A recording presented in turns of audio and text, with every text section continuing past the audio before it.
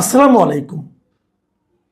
প্রিয় দর্শক, পত্রিকার পাঠক এখন কমে গেছে।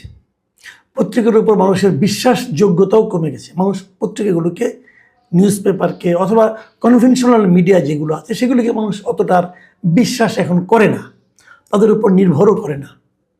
কেন করে না, এই প্রশ্নটা নিয়ে নানা সময় নানা আলোচনাও হয়েছে। আচ্ছা, শুরুতেই আমি বলি, যদি কোনো মিডিয়ার মালিক বলে যে আমার মিডিয়াতে যারা সাংবাদিক আছেন তাদের একটা ভালো রিপোর্ট করার ক্ষেত্রে সবচেয়ে বড় বাধা হচ্ছে আমি নিজে। মানে যখন কোনো একটা রিপোর্ট তারা করতে চায়, কোনো একটা নিউজ তারা করতে যায়, সেই রিপোর্টের জন্য যদি কারণে যদি কারো ক্ষতি হয়, সেই সম্ভাব্য ব্যক্তি যদি আমাকে ফোন করে, তখন আমি ফোন করে সেই রিপোর্টটা থামিয়ে দিই। যদি কোনো মালিক এ কথা বলে, তাহলে তারপর কি আর সেই মিডিয়াটা এবং সেই মিডিয়ার উপর আপনার আস্থাটা আর থাকবে? থাকবে না। কারণ ওই মালিকের কাছে যত লোক পৌঁছতে পারে, তাদের কারো ব্যাপারে, কারো অন্যায়ের ব্যাপারে, কারো 2 নম্বরের ব্যাপারে কোনো রিপোর্ট তার প্রচারিত হবে না। মালিক বলেছেন। কোন মালিক বলেছেন? এই সমকাল পত্রিকা এবং সমকালের একটা টেলিভিশন আছে চ্যানেল 24, এই দুইটা প্রতিষ্ঠানের যিনি মালিক, দুইটাই কিন্তু বেশ জনপ্রিয় পত্রিকা, দুইটাই জনপ্রিয় মিডিয়া। এদের মালিক একে আজাদ উনি নিজে বলেছেন যে যার বিরুদ্ধে সংবাদ হবে প্রথম ফোনটায় আসে আমার কাছে, এবং তিনি বলতেছেন যে আমি নির্দ্বিধায় বলতে পারি তারা মানে সাংবাদিকরা স্বাধীনভাবে কাজ করতে পারছে না। কেন স্বাধীনভাবে কাজ করতে পারছে না? তার মূল অন্তরায় হচ্ছে আমি। তার মানে ওনার মিডিয়াতে স্বাধীনভাবে কোনো কাজ হয় না, কারণ উনি তো মূল অন্তরায় এবং উনি নিজেকে স্বীকার করেন।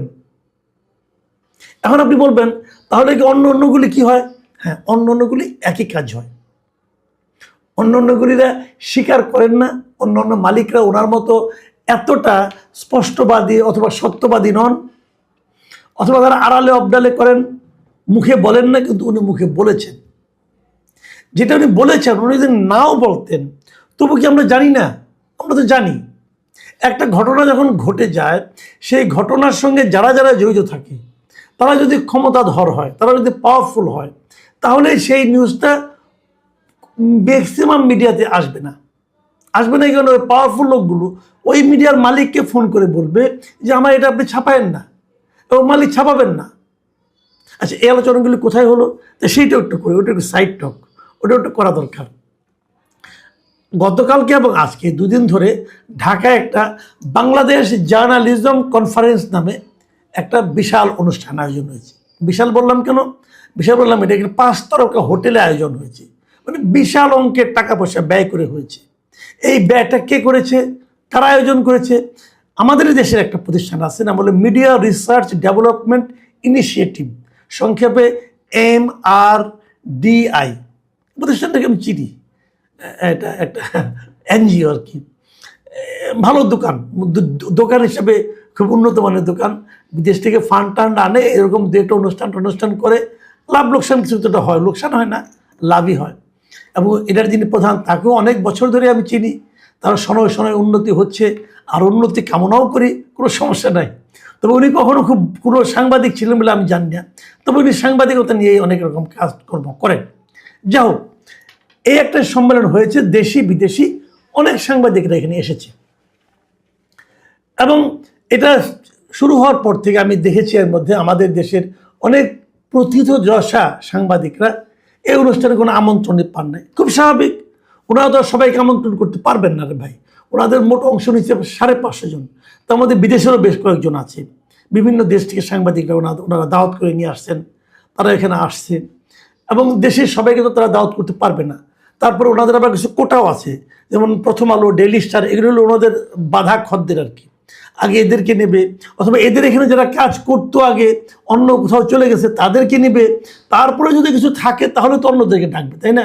যারা আফসোস করেছেন তাদেরকে বলবো ভাই দুঃখ করেন না, এটা হলো একটা অভিজাত শ্রেণীর সম্মেলন হয়েছে, মানে অভিজাত সাংবাদিকদের সম্মেলন। ঠিক আছে, এখানে আপনারা হলো আম সাংবাদিক, এটা আপনারা পাবেন না দাওয়াতে, খুবই স্বাভাবিক। যাই হোক, সেটা সাইড টক, ওটা নিয়ে আলোচনা না করি। একটা সম্মেলন হয়েছে ভালো, এটা নিয়ে আমার কোনো মানে আমি বড় খুশি যে বিদেশে কীভাবে সাংবাদিকতা হয়, আমাদের এখানে কীভাবে হয়, এটা নিয়ে মত বিনিময় হয়েছে, খুব ভালো হয়েছে। কিন্তু এখানে আমি অন্য অন্যগুলো আলোচনা যাচ্ছি না, আমি এখানে কেবল আজকে দ্বিতীয় দিন এবং শেষ দিনে আজকে ওই সমকাল এবং চ্যানেল 24-এর মালিক একে আজাদ উনি যে কথাটা বলেছেন সেই কথাটা নিয়ে আসলে আমার আলোচনাটা, যেটা দিয়ে আমি শুরু করেছিলাম। মানে উনি বলতে চাচ্ছেন আমাদের এখানে যে স্বাধীন সাংবাদিকতা হচ্ছে না, আমাদের এখানে যে বস্তুনিষ্ঠ সাংবাদিকতা হচ্ছে না, তার মূল কারণ হলো মালিক। এই হলো ওনার বক্তব্য, এবং ওনার বক্তব্যের সঙ্গে আমি 100% একমত। এই জিনিসটাই আমি বলতে চাচ্ছি যে ওনারা পারেন না, চাপ সহ্য করতে পারেন না, কারণ ওনাদের আরও অনেক ব্যবসা থাকে। এই কাজে সাহেব নিজেও বলেছেন, উনি বলেছেন যে আমার আরও অনেক ব্যবসা প্রতিষ্ঠান আছে, সেখানে সব মিলে 75,000 কর্মকর্তা কর্মচারী সেখানে কাজ করে। তো এদের স্বার্থটা আমার দেখতে হয়। তো যদি বাইরে থেকে চাপ আসে, যদি সেই চাপ সরকার দেয়, তো সরকার তার অন্য ব্যবসা প্রতিষ্ঠানগুলিকে বসিয়ে দেবে, তো ওনার তো বিরাট লস হয়ে যাবে। কাজেই উনি এই চাপটা নিতে পারেন না এবং উনি ওই নিউজটাকে থামিয়ে দেন। তার মানে হলো মালিক নিজেই একটা সংবাদকে, একটা প্রকৃত রিপোর্টকে গলা টিপে হত্যা করেন। কেন করেন? এই করাটা কি ঠিক? ঠিক না। তারপরে গলা টিপে হত্যা করার পর যে মৃত সন্তানগুলিকে নিয়ে সংবাদটা প্রকাশিত হয়, ওটা কি আসলে সংবাদ? ওটা সংবাদ না। তা আপনি তো এইভাবে মানে মানুষকে প্রতারিত করতেছেন। কেন করেন ভাই? আপনার 75,000 কর্মকর্তা কর্মচারী আছে বিভিন্ন ব্যবসা প্রতিষ্ঠানে, ওগুলোই করেন। আপনাকে মিডিয়াতে আসতে হবে কেন? যে মিডিয়াটাকে আপনি মিডিয়া বানাতে পারবেন না, যেখানে আপনি প্রতিদিন প্রতিদিন কিছু বিকলাঙ্গ সন্তান উৎপাদন করবেন, সেই কাজে আপনি যান কেন? আমি আজাদ সাহেবকে প্রশ্নটা করছি, ভাই এই কাজটা আপনি করেন না। এটা করার মধ্যে জানেন কি হচ্ছে? আপনি সাংবাদিকতাকে প্রতিনিয়ত ধর্ষণ করতেছেন। আপনি মানুষকে বোঝাচ্ছেন যে এটাই সাংবাদিকতা, যেটা নাকি একটা বিকলাঙ্গ সাংবাদিকতা, সেটা আপনি করছেন। কেন করছেন? আমি আগেই বলেছি, উনি স্বীকার করেছেন, অন্যরা স্বীকার করেন না। সবাই একই কাজ করেন। বাংলাদেশে সাংবাদিকতার কোনো স্বাধীনতা নাই, বাংলাদেশে কোনো সৎ সাংবাদিকতা নাই। ভাই আমি নিজে আজকে 36 বছর উপরে হয়ে গেছে আমি সাংবাদিকতা করি। আমি গত 2-3 বছর ধরে চাকরি করি না, এখন ফ্রিল্যান্সিং করি। এই কারণেই ফ্রিল্যান্সিং করি যে আমি কোনো প্রতিষ্ঠানে চাকরি করতে পারবো না আসলে। কারণ চাকরি করতে গেলে ওই মালিকের স্বার্থের কথা আমাকে প্রতিনিয়ত চিন্তা করতে হবে, যা আমি আগের বছরগুলিতে করে এসেছি এবং করতে করতে বুঝেছি যে ওখানে থাকলে সাংবাদিকতা করা যাবে না। তো বেরিয়ে এসেছি, এখন বলছি কিন্তু। তাহলে আপনারা যেটা করছেন ওটা তো সাংবাদিকতা নয়, ওটা তো বিকৃত সাংবাদিকতা। বিকৃত মানে আপনি সোল্ড হয়ে গেছেন ওই গোষ্ঠীর কাছে। বিকৃত মানে আপনি স্বাভাবিক না অস্বাভাবিকতার মাধ্যমে বিকলাঙ্গতা আপনার সাংবাদিকতার মধ্যে আপনি প্রচার করছেন। কেন করেন? প্রত্যেকটা প্রতিষ্ঠান যেগুলি যে কোনো বড় বড় পত্রিকা আপনি দেখেন, এগুলো কোনো না কোনো বিজনেস প্রতিষ্ঠানের কিন্তু মিডিয়া। ডেইলি স্টার, প্রথম আলোতে বড় বড় কথা বলেন, তাই না? ওনাদেরও মিডিয়া আছে। আপনি দেখবেন এই দুইটা পত্রিকায় ওষুধ দিয়ে কখনো কোনো রিপোর্ট হবে না, কারণ ওদের নিজস্ব ওষুধ কোম্পানি আছে। ওই ওষুধ কোম্পানিগুলোর মধ্যে একটা ঐক্য আছে, এটা করা যাবে না। KFC, পিৎজা হাট, এগুলো নিয়ে কখনো আপনারা এই ডেইলি স্টারের প্রথম আলোতে কোনো রিপোর্ট পাবেন না, খারাপ করলেও পাবেন না। এরকম বহু উদাহরণ দিতে পারবো। কোন পত্রিকাটার নাম মনে করেন? যুগান্তর, এটা হলো যমুনার পত্রিকা। যমুনা গ্রুপে কোনো নেগেটিভ কথা কেন আসবে না? আপনি মুক্তকণ্ঠ অথবা বাংলাদেশ প্রতিদিন, বসুন্ধরা গ্রুপের পত্রিকা, বসুন্ধরা গ্রুপের সঙ্গে যার যার ঝগড়া হবে সব তাদের বিরুদ্ধে দুনিয়ার নিউজ ওখানে ছাপা হচ্ছে। ওদের কোনো সমালোচনা, ওরা যে মাটির ব্যবসা করে, কোনো 2 নম্বরে করে কি করে না, কোনো কিছু পাবেন না এখানে।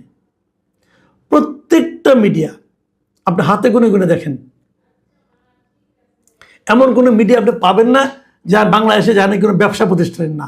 এবং যদি তারা কোনো ব্যবসা প্রতিষ্ঠানের হয়, তখন তারা সরকারের কোনো সমালোচনা করবে না, কারণ তাদের ব্যবসার সমস্যা হবে। পারবে না করতে।